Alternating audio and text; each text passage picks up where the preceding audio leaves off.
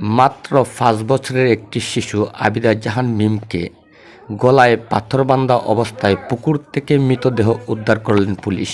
এমন একটি দুঃখজনক ও ভয়াবহ ঘটনা ঘটেছে কুমিল্লা মুরাদনগরে। কিছুদিন আগে আবিদা জাহান মিম বাড়ির পাশে খেলতে গিয়ে নিখোঁজ হয়। নিখোঁজের ২ দিন পার হয়ে গেলেও পিতামাতা আবিদা জাহান মিমের সন্ধান পাচ্ছিলেন না। তাই বাংলাবাজার থানায় একটি নিখোঁজ ডায়েরি করেছিলেন।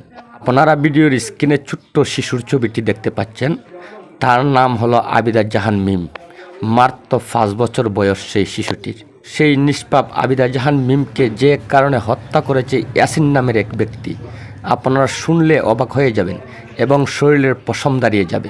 সেই আবিদা জাহান মিম নিখোঁজের কয়েকদিন পর তারই বাবার ফোনে ফোন দিয়ে ৬ লক্ষ টাকা দাবি করছিলেন কিডন্যাপার। আর সেই ফোনের সূত্র ধরে বাংলাবাজার থানা পুলিশ তাকে গ্রেপ্তার করতে সক্ষম হয়েছে। তার পরবর্তীতে সেই ইয়াসিন যে ভয়ঙ্কর তথ্য দিল, শুনলে সকলেই অবাক হয়ে যাবেন। সেই ইয়াসিন হলেন আবিদা জাহান মিমের আপন চাচাতো ভাই। মাত্র অল্প কয়েকটা টাকার জন্য সেই ৫ বছরের শিশু আবিদা জাহান মিমকে কিডন্যাপ করেছিল তারই চাচাতো ভাই ইয়াসিন। শিশুটি নিখোঁজের পর এলাকাবাসী, আত্মীয় স্বজন সহ মানববন্ধন করলে সেই মানববন্ধনে অংশগ্রহণ করেছেন সেই হত্যাকারী ইয়াসিন। আপনারা ভিডিওর স্ক্রিনে দেখতে পাচ্ছেন, একটি ব্যানার হাতে নিয়ে দাঁড়িয়ে আছে।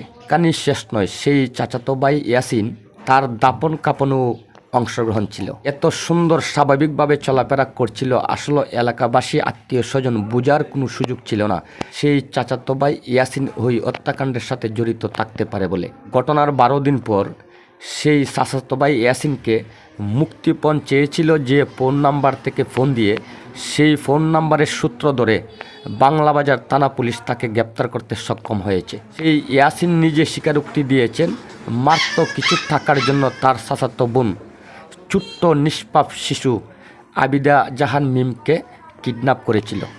তারপর তাকে শ্বাসরোধ করে হত্যা করে গলায় পাথর বেঁধে পুকুরে ফেলে দেয়। তাই সুপ্রিয় দর্শক, এমন একটি নিষ্পাপ শিশুর কি অপরাধ থাকতে পারে? তাকে মাত্র কয়েকটা টাকার জন্য আপন চাচাতো ভাই তাকে শ্বাসরোধ করে হত্যা করে গলায় আবার পাথর বেঁধে পুকুরে ফেলে দিল। ওই চাচাতো ভাই ইয়াসিন কুলঙ্গারের কি শাস্তি আপনারা দাবি করেন? অবশ্যই আপনাদের মূল্যবান মতামতটি কমেন্ট বক্সের মাধ্যমে জানাবেন। ওই কথাটি বলে আমি আমার ভিডিও থেকে এখানে বিদায় নিচ্ছি। সকলে ভালো থাকুন, সুস্থ থাকুন। আসসালামু আলাইকুম।